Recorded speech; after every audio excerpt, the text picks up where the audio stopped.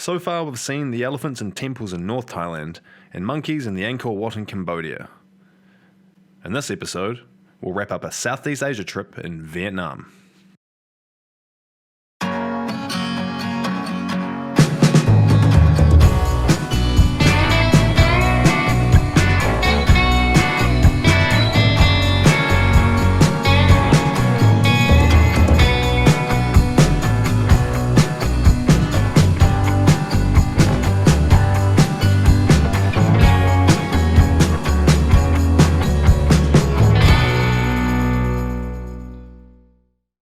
We flew into Vietnam's capital city of Ho Chi Mihn, home of the American War Museum, the highest Heineken bar in the world, and 24/7, 365-day-a-year grey skies. Not to mention the scooters and organised chaos, but these Vietnamese seem to make it work seamlessly. We settled in for the night and kicked the next day off with the World of Heineken experience, up a whopping 60 floors and featuring gadgets, games and gizmos to keep us ticking throughout the tour. And of course a DJ booth we could serenade the rest of the tour attendees.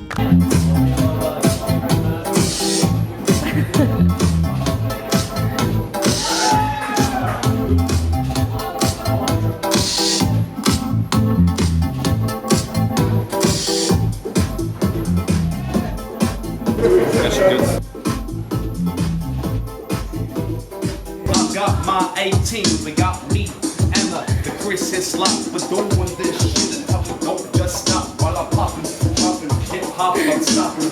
We had a hand at pouring our own Heinekens, set at the perfect Heineken chill factor. And I tell you this, it's harder than it looks to get that perfect pour. I've spent a chunk of my life working as a barman, but even I couldn't get it right. But a milk for this one.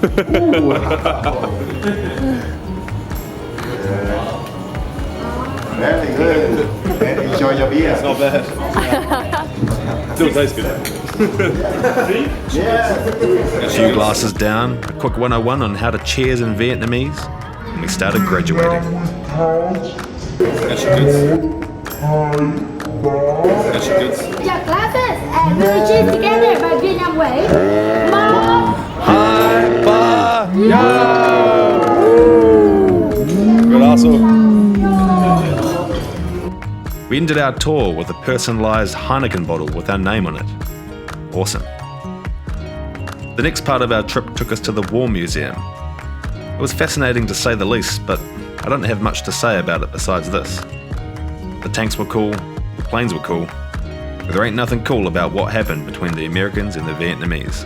I'm gonna throw up a few highlights of the guns and tanks, but that's about it. Now for the good stuff. We left Ho Chi Minh in pursuit of some classic Vietnamese sights and made our way up to central Vietnam to Hoi An, where we would get some tailored suits made. Our mate John from Surprise Tailors looked after us and had us looking tailored and sharp in a brand new dress jacket that would cost me around 100 New Zealand dollars.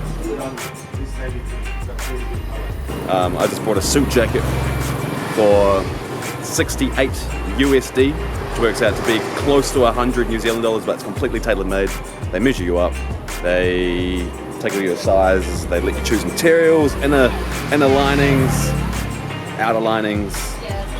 It's absolutely brilliant. We were pretty happy with their efforts, and 2 years later, while I'm making this video, I still wear that jacket today.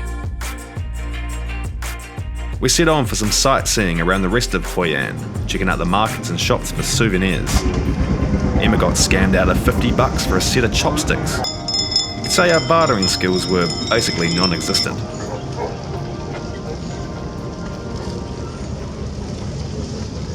We set off back to Hue, where we would stay with John at the Hue family homestay. If I could recommend anything, I would recommend this.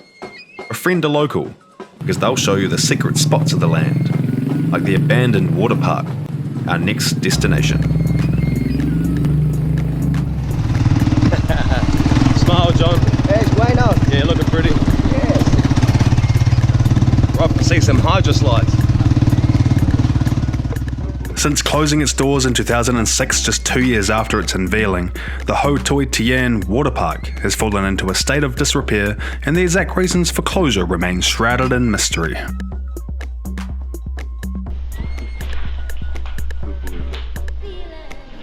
The 3-story dragon perched on top of what was meant to be the aquarium in the centre of the lake stands out as the park's most alluring feature.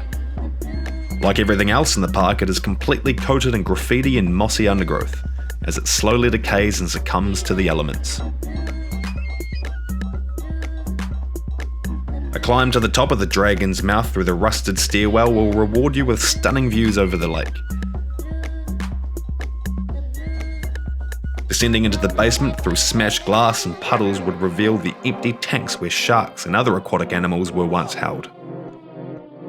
This was a pretty awesome adventure, and if you can find yourself a local, get him to tiki tour you through the paddy fields in Buffalo to give you a taste of the off-the-beaten-track experience. Our next adventure would take us to the Elephant Springs, 40k out of Hue City, where we would cool off from the hot Hue heat and eat a freshly killed forest chicken. Apparently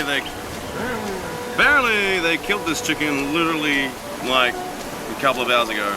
And then you kind of just put it in your mouth, I think, innit?